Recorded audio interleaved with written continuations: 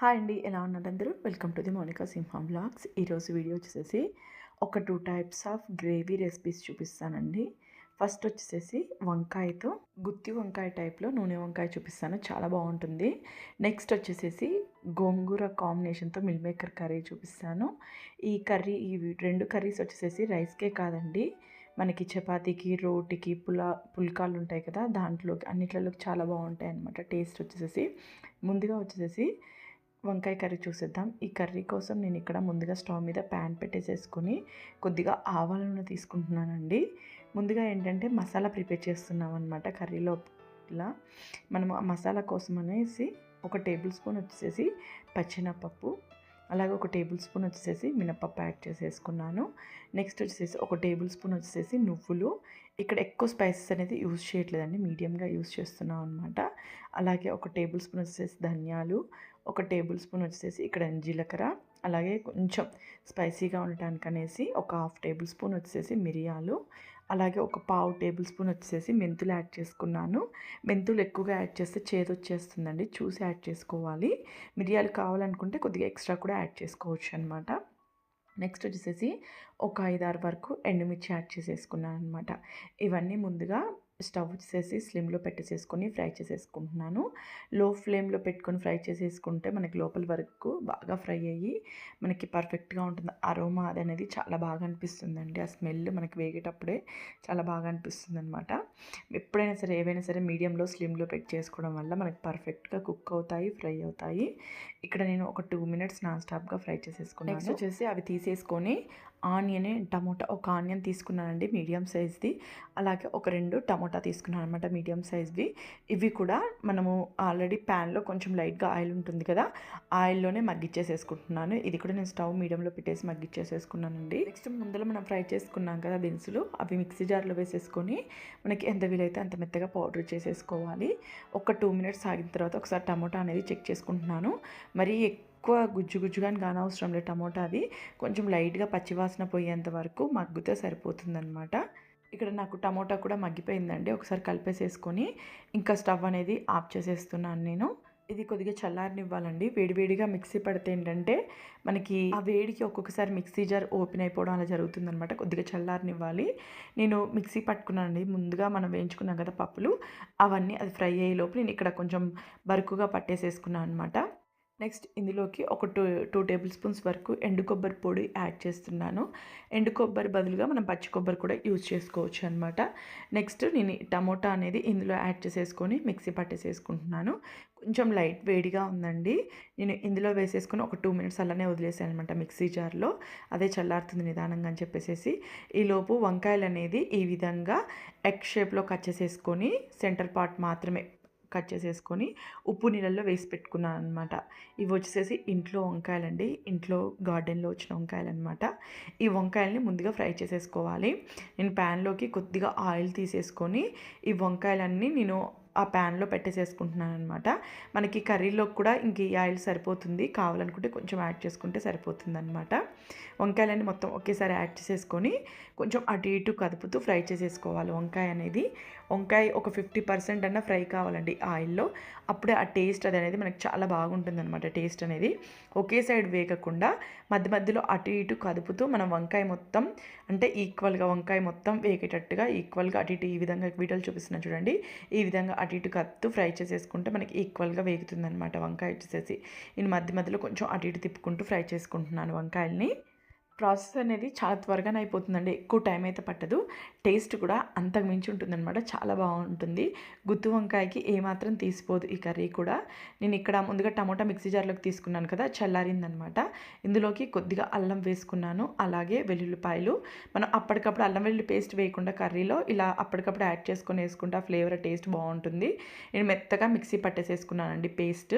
మనం ఎంత మెత్తగా వీలైతే అంత మెత్తగా పేస్ట్ పట్టి తీసుకోవాలన్నమాట. ఇక్కడ పేస్ట్ పట్టి పక్కకు పెట్టేసుకున్నాను. నెక్స్ట్ వచ్చేసి మనకి వంకాయలు కూడా ఫ్రై అయిపోయాయి అనమాట.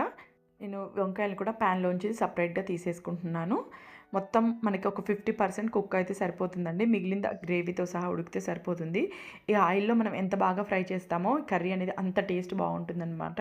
నేను ఇంక ఎక్స్‌ట్రా ఏమీ ఆయిల్ అనేది యాడ్ చేసుకోలేదు. ఆయిల్‌లోనే తాలింపు అనేది పెట్టుకుంటున్నాను.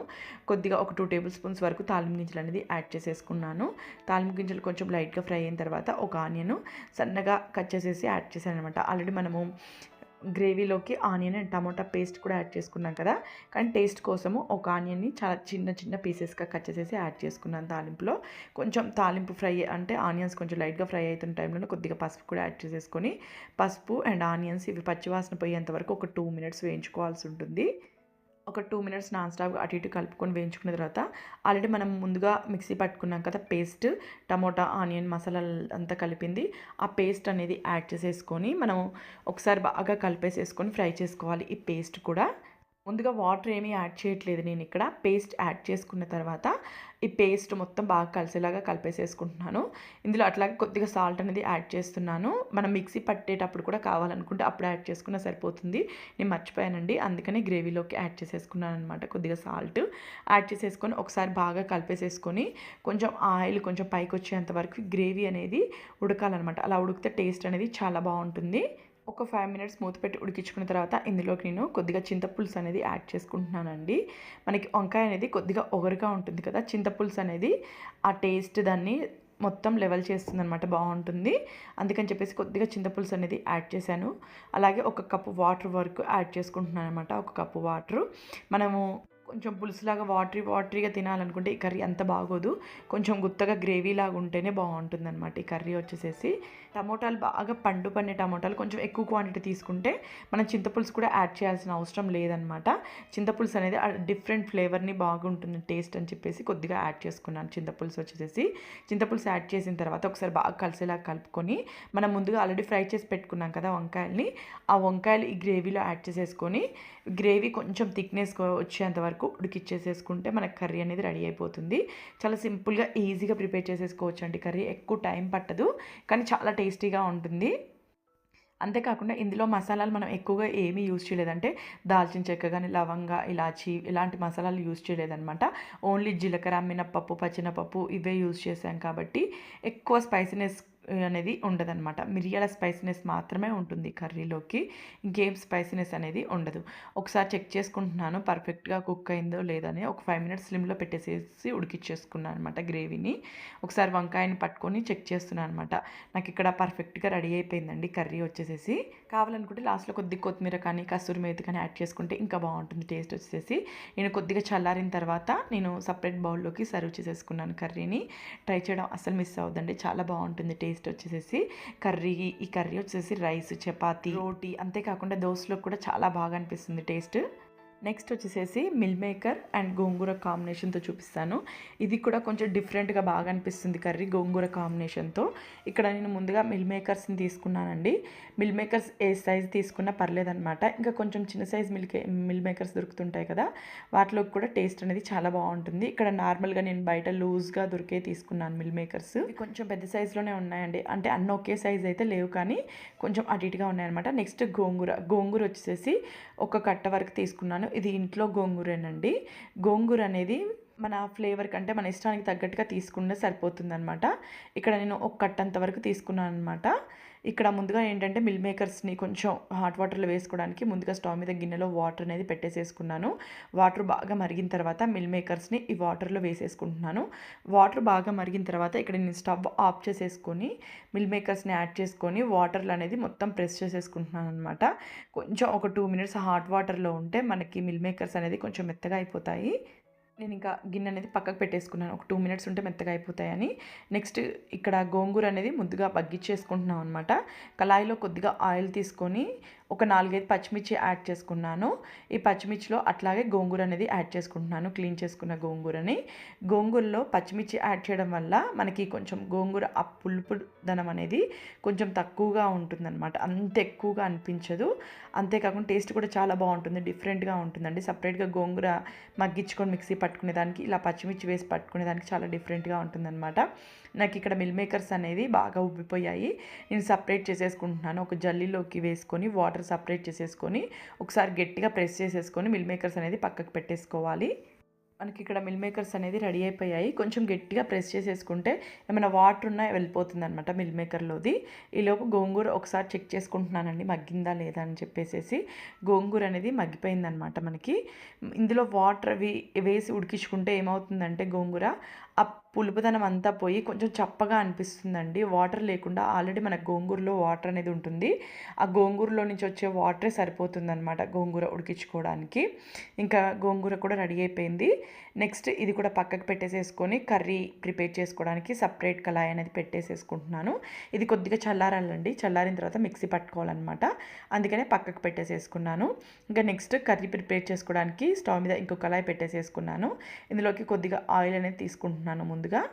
ఆయిల్ యాడ్ చేసిన తర్వాత ఇందులోకి ముందుగా తాలింపులోకి కొద్దిగా దాల్చిన చెక్క, 2 లవంగాలు, అలాగే కొద్దిగా ఇలాచి, కొద్దిగా బిర్యానీ ఆకు ఇవి యాడ్ చేసుకుంటున్నాను అనమాట. ఫ్లేవర్ అనేది చాలా బాగుంటుంది. అది ఉడికేటప్పుడు గోంగూర కాంబినేషన్ తోటి ఇవి యాడ్ చేస్తే ఆ ఫ్లేవర్ అనేది చాలా బాగుంటుందండి. కొద్దిగా బిర్యానీ ఆకు, అలాగే కొద్దిగా జీలకర్ర అండ్ కొద్దిగా సోంపు కూడా యాడ్ చేసుకుంటున్నాను. ఒకవేళ సోంపు అనేది మాకు ఇష్టం లేదు అనుకుంటే సోంపు ఇగ్నోర్ చేసేయండి. కానీ బాగుంటుందండి ఇందులో సోంపు ఫ్లేవర్ అది. ఇవి యాడ్ చేసుకున్న తర్వాత ముందుగా కొంచెం లైట్గా ఫ్రై చేసేసుకుంటున్నాను. డిఫరెంట్గా ఏమైనా తినాలనిపించినప్పుడు ఈ కర్రీ ట్రై చేయండి. చాలా బాగా అనిపిస్తుంది అనమాట. నాన్ వెజ్ కంటే ఇది ఎక్కువ టేస్టీగా ఉంటుంది. నాన్ వెజ్ ప్రియులకు కూడా ఇది చాలా బాగా నచ్చుతుందనమాట. ఇక్కడ నేను కొంచెం తాలింపు ఫ్రై అయిన తర్వాత ఇందులోకి ఆనియన్, కొంచెం పెద్ద సైజు ఆనియనే చిన్న చిన్న పీసులుగా కట్ చేసేసి యాడ్ చేసేసుకున్నాను. నెక్స్ట్ కొద్దిగా కరివేపాకు అండ్ పసుపు కూడా యాడ్ చేసేసుకొని కొంచెం లైట్గా పచ్చివాసన పోయేంత వరకు ఫ్రై చేసేసుకోవాలి మనం ఈ ఆనియన్స్ని. ఫ్రై చేసుకున్న తర్వాత ఇందులోకి నేను టమోటా కూడా యాడ్ చేస్తున్నానండి. మనకి గోంగూర ఆల్రెడీ పులుపు ఉంటుంది, కానీ టమోటా పులుపు వేరే ఉంటుంది, గోంగూర పులుపు అనేది వేరే ఉంటుంది. టమోటా కూడా నేను కొద్దిగా టమోటా పీసెస్ అనేది యాడ్ చేసేసుకుంటున్నాను. ముందుగా అయితే పసుపు అండ్ కరివేపాకు యాడ్ చేసేసుకొని ఒక 2 మినిట్స్ బాగా ఫ్రై అయ్యేలాగా ఫ్రై చేసేసుకుంటున్నాను అనమాట ఆనియన్స్ని. అలాగే నా తరపున ఒక చిన్న రిక్వెస్ట్ అండి. నా వీడియో కానీ మీకు నచ్చినట్లయితే మాత్రం ప్లీజ్ లైక్ చేయండి. మీ ఫ్రెండ్స్ అండ్ ఫ్యామిలీ మెంబర్స్కి షేర్ చేయండి. అంతేకాకుండా మొదటిసారి చూసే వాళ్ళైతే సబ్స్క్రైబ్ చేసుకోవడం అస్సలు మిస్ అవ్వద్దు. ఇక్కడ నేను టమోటా అనేది ఒక టమోటా మాత్రం యాడ్ చేసుకున్నాను అనమాట, మీడియం సైజ్ది. టమోటా యాడ్ చేసేసుకొని కొద్దిగా టమోటాలో సాల్ట్ యాడ్ చేసేసుకొని ఇంకొకసారి బాగా కలిపేసేసుకొని మూత పెట్టేసుకొని టమోటా కొంచెం మెత్తగా అయ్యేంత వరకు మగ్గిచ్చేసేసుకోవాలి. ఇది మగ్గేలోపు మనం గోంగూర అనేది పేస్ట్ పట్టేసేసుకుంటే సరిపోతుందనమాట. అంతేకాకుండా ఈ వీడియో పైన మీద ఏదైనా డౌట్స్ ఉన్నా లేదా ఈ వీడియో గురించి మీరు నాకు ఏదైనా తెలియజేయాలనుకున్న కామెంట్ సెక్షన్లో తెలియచేయండి. ఇక్కడ నేను టమోటా అనేది ఒకసారి బాగా కలిపేసాను, మూత పెట్టేసేసుకున్నాను. నెక్స్ట్ వచ్చేసి మనం ముందుగా మగ్గ పెట్టుకున్నాం కదా గోంగూర అండ్ పచ్చిమిర్చి, ఇవి మిక్సీ జార్లోకి వేసేసుకొని ఇందులో కొద్దిగా కల్లుప్పు యాడ్ చేసేసుకొని మెత్తగా గ్రైండ్ చేసేసుకుంటున్నాను. ఉప్పు అనేది యాడ్ చేసుకునేటప్పుడు చూసి యాడ్ చేసుకోండి. ఆల్రెడీ మనం టమోటాలోకి యాడ్ చేసుకొని ఉంటాం కదా, మళ్ళీ గోంగూరలోకి యాడ్ చేసుకుంటే ఎక్కువైపోతుంది అనమాట. అది చూసి కొద్దిగా యాడ్ చేసుకొని మళ్ళీ ఒకవేళ సరిపోకపోతే లాస్ట్లో చెక్ చేసుకుంటే సరిపోతుందనమాట. ఇక్కడ నేను టమోటా అనేది మెత్తగా మగ్గిపోయిందండి. ఒకసారి చెక్ చేసేసుకొని మొత్తం బాగా కలిపేసేసుకుంటున్నాను టమోటా అంతా. టమోటా అనేది పీసుల్లాగా అస్సలు ఉండకూడదు. మనకి పీసులు ఉంటే దీనికి టేస్ట్ అంత బాగోదన్నమాట. మొత్తం గుజ్జు గుజ్జుగా మగ్గిపోవాలి. ఇక్కడ మొత్తం బాగా మగ్గిపోయింది. అలాగే మనం ముందుగా గోంగూర పేస్ట్ పట్టుకున్నాం కదా, అదనేది ఇందులోకి యాడ్ చేసేసుకోవాలన్నమాట. గోంగూర పేస్ట్ అది యాడ్ చేసేసుకొని పేస్ట్ కూడా బాగా ఉడికేలాగా ఉడికిచ్చేసేసుకోవాలి. ఇక్కడ నేను గోంగూర పేస్ట్ అనేది యాడ్ చేసేసుకుంటున్నాను. ఇక్కడ నేను ఎక్స్ట్రా మసాలాలు ఏమి యూస్ చేయట్లేదండి. ముందుగా మనం దాల్చిన చెక్క, లవంగా ఇవి యాడ్ చేసుకున్నాము తాలింపులో, అవి మాత్రమే అనమాట. ఇంక ఎక్స్ట్రా మసాలాలు ఏమీ యాడ్ చేయట్లేదు ఇందులోకి. నేను గోంగూర పేస్ట్ యాడ్ చేసేసుకొని ఒకసారి బాగా కలిపి ఫ్రై చేసేసుకుంటున్నాను. ఆనియన్స్ అండ్ టమోటా వాటితో పాటే నేను గోంగూర పేస్ట్ కూడా ఒక 2 మినిట్స్ నాన్ స్టాప్గా కలుపుతూ ఫ్రై చేసుకోవాల్సి ఉంటుంది. అలా ఫ్రై చేసుకుంటేనే ఆ టేస్ట్ అరోమా అనేది చాలా బాగుంటుందన్నమాట.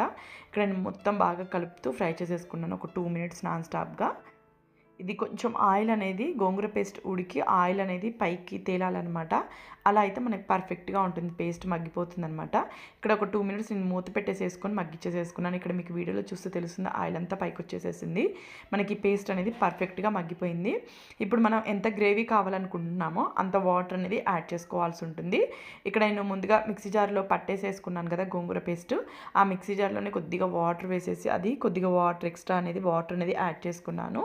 వాటర్ యాడ్ చేసుకొని ఒకసారి బాగా కలుపుకున్న తర్వాత ముందుగా మనము ఉడికించి పెట్టుకున్నాం కదండి మిల్ మేకర్స్, ఆ మిల్ మేకర్స్ని యాడ్ చేసేసుకొని ఇంకా మనకి ఆయిల్ అంతా పైకి తేలేంత వరకు ఒక 2 or 3 మినిట్స్ పడుతుంది, ఎక్కువైతే పట్టదు టైము. అంతవరకు ఉడికిచ్చేసుకోవాల్సి ఉంటుందన్నమాట. మనకి ఎక్కువ టైం అయితే పట్టదండి ఈ కర్రీ ప్రిపరేషన్స్కి, మాత్రం చాలా తక్కువ టైంలోనే ప్రిపేర్ చేసేసుకోవచ్చు అనమాట. గోంగూర ఫ్లేవర్తో కొంచెం డిఫరెంట్గా చాలా బాగా అనిపిస్తుంది కర్రీ వచ్చేసి. గోంగూర అంటే ఇష్టం ఉన్న వాళ్ళు కంపల్సరీ ట్రై చేసి చూడండి, చాలా బాగుంటుంది. మన హెల్త్కి గోంగూర, తోటకూర ఇవి చాలా మంచిదండి. మనకి బ్లడ్ అనేది ఇంక్రీజ్ చేయడానికి చాలా బాగా ఉపయోగపడుతుంది. బ్లడ్ పెరుగుతుందన్నమాట ఎక్కువగా గోంగూర కానీ, తోటకూర కానీ, అలాగే మునగాకు కానీ ఇవి తినడం వల్ల బ్లడ్ పెరుగుతుంది. అంతేకాకుండా మన బ్యాక్ బోన్ ఉంటుంది కదా, అది పెయిన్ రాకుండా ఉపయోగపడుతుంది అనమాట. చాలామంది ఇవి తినడం వల్ల పెయిన్ వస్తుంది అనుకుంటారు, కాదండి. వేడి ఎక్కువ కావడం వల్ల పెయిన్ వస్తుంది, అంతేకాని ఆకుకూరలు ఇవి తినడం వల్ల కాదు. ఇక్కడ నేను బాగా ఉడికిచ్చేసేసుకున్నాను అనమాట. కొంచెం ఆయిల్ అంతా పైకి వచ్చేంత వరకు ఉడికిచ్చేసేసుకున్నాను. ఒకసారి బాగా కలిపేసేసుకొని ఇంకా లాస్ట్లో కావాలనుకుంటే కొద్దిగా కొత్తిమీర యాడ్ చేసేసుకోవచ్చు. ఇంకా మనం సపరేట్ బౌల్లోకి సర్వ్ చేసేసుకోవడమే. చాలా బాగా ఉడికిపోయింది నాకు మిల్ మేకర్స్ కూడా. ఇక్కడ కలుపుకున్న తర్వాత మూత పెట్టేసేసి ఒక 5 మినిట్స్ వదిలేసానండి. స్టవ్ ఆఫ్ చేసేసి కొంచెం వేడి అనేది తగ్గేంత వరకు ఒక 5 మినిట్స్ వదిలేసాను అనమాట. తర్వాతకి సపరేట్ బౌల్లోకి సర్వ్ చేసేసుకున్నాను. చాలా ఈజీగా, సింపుల్గా, టేస్టీగా చాలా బాగుంటుంది కర్రీ. ప్రిపేర్ చేయడం అస్సలు మిస్ అవ్వద్దు. అలాగే మళ్ళీ ఒకసారి చిన్న రిక్వెస్ట్ అండి, నా వీడియోస్ కానీ మీకు నచ్చితే మాత్రం ప్లీజ్ లైక్ చేయండి, ఫ్రెండ్స్ అండ్ ఫ్యామిలీ మెంబర్స్కి షేర్ చేయండి. ఫస్ట్ టైం చూసే వాళ్ళైతే సబ్స్క్రైబ్ చేసుకోవడం అస్సలు మిస్ అవ్వద్దండి. Thank you very much watching.